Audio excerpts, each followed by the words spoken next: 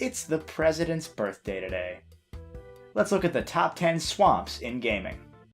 The second game in the Infamous series takes place in New Marais, this universe's version of New Orleans. Similarly, the first game had Empire City instead of New York, and Second Son had Seattle instead of Seattle. In addition to the lively atmosphere that beautifully emulates the Big Easy, Sucker Punch chose to add something a little more real. An entire section of the city called Flood Town that was destroyed by a hurricane before this game takes place. The entire game is a bit on the darker side, considering the whole focus is stopping a living, moving apocalypse, but something about Flood Town takes it to another level. There's almost no electricity here, obviously, which makes it tough for our lightning conduit Cole to use all of his abilities. There are destroyed buildings everywhere, there's almost no actual land for you to traverse on, and since Cole doesn't do well around water, it takes the game in an entirely different direction while you're here. However, it's not a swamp in the traditional sense, so I can't really place it much higher than number 10. The second planet in 2005's Ratchet & Clank Up Your Arsenal, Florana is home to the mythical Florana Tree Beast, a former superhero that has recently gone insane. It's Quark. It's Captain Quark. In addition to the big oaf though, there's an entire species of locals that will make sure to defend their swampy homeworld, these Cthulhu dragons that live in the murky water, giant fireflies, and a one-eyed monkey named Scrunch. There's even a trophy of Ratchet hidden somewhere in this lush jungle. You just gotta find it and grab it by the Lombax. You gotta grab it by the Lombax. However, this level isn't entirely swamp. By the end, you're walking the path of death, which is more of a tribal lava challenge than a swamp, and you fight the tree beast after you realize that, again, it's Quark. Can you believe this idiot would become president? Come on. It's Shrek. I've reviewed 4 Shrek games already. They all have swamps. If you've watched the videos, you know that they all have swamps. And if you haven't, you should probably go watch those. You can watch me fall further and further into insanity. One of the levels in the second hub area in Jak and Daxter, Boggy Swamp is a large, dark area filled with all kinds of enemies and obstacles. From this local who really just wants you to save his pet pig, to the Flut Flut bird that'll help you float across large gaps, there's always something new to do here. However, the level often sort of meshes together. There's a lot of areas that seem distinct but later blend into one another. This means that while it's actually a really fun swamp level, it sort of starts to drag by the end.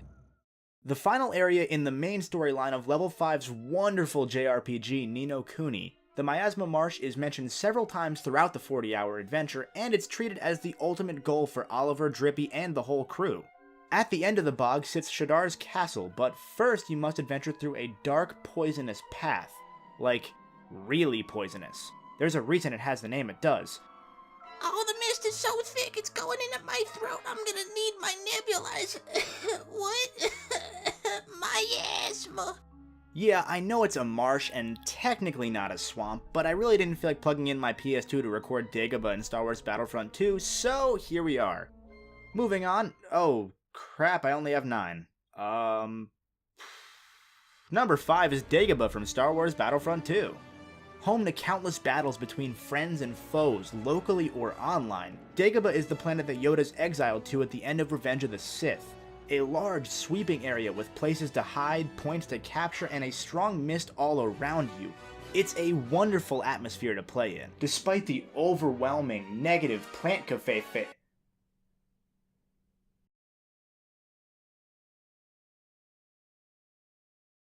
Home to the Deku Kingdom in the land of Termina, the southern swamp is an unsettling area. Well, really all of Majora's Mask is unsettling, in the best way possible. Link journeys here in order to drain the swamp of its poison and enlist the help of one of Termina's 4 giants in his ultimate goal to stop the moon from falling. While he's here, he can also mock an injured old lady. Yeah, you want this potion? Nah, I'm feeling a bit thirsty.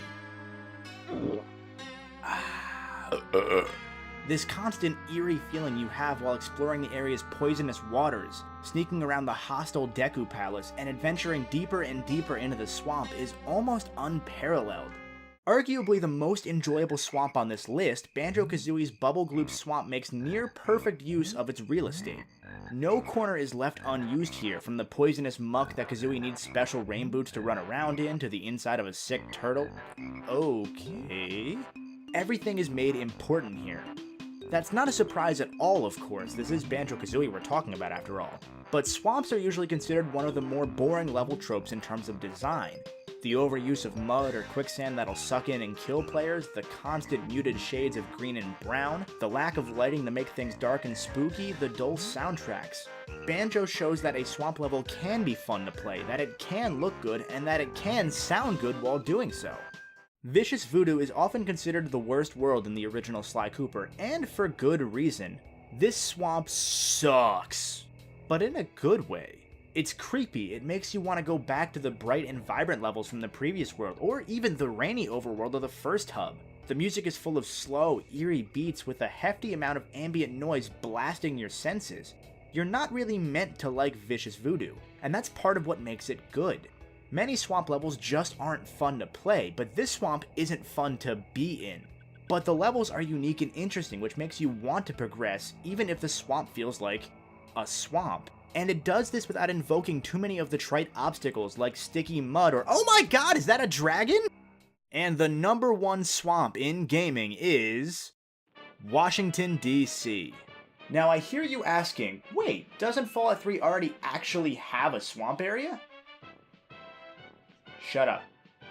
Washington, D.C. is a horrible place. It's filled with angry mutants, it's tough to get around in, it's ugly, and I'm just talking about real life. In Fallout, it's even worse. The D.C. Mall in Fallout 3 is the worst of the worst, though. Super mutants that'll attack you, slave traders, angry robots, raiders, the Brotherhood of Steel, the list goes on. And everything wants to kill you, for no reason. Look at that crowd size, that's gotta be record attendance right there. It's a dog-eat-dog world out there, and it doesn't matter who you are or what you look like. Washington, D.C. will eat you alive. That's it for the top 10 swamps in gaming. As always, thanks for watching, and make sure you join me on August 4th when we look at the top 10 video game characters that lied about their birth certificates.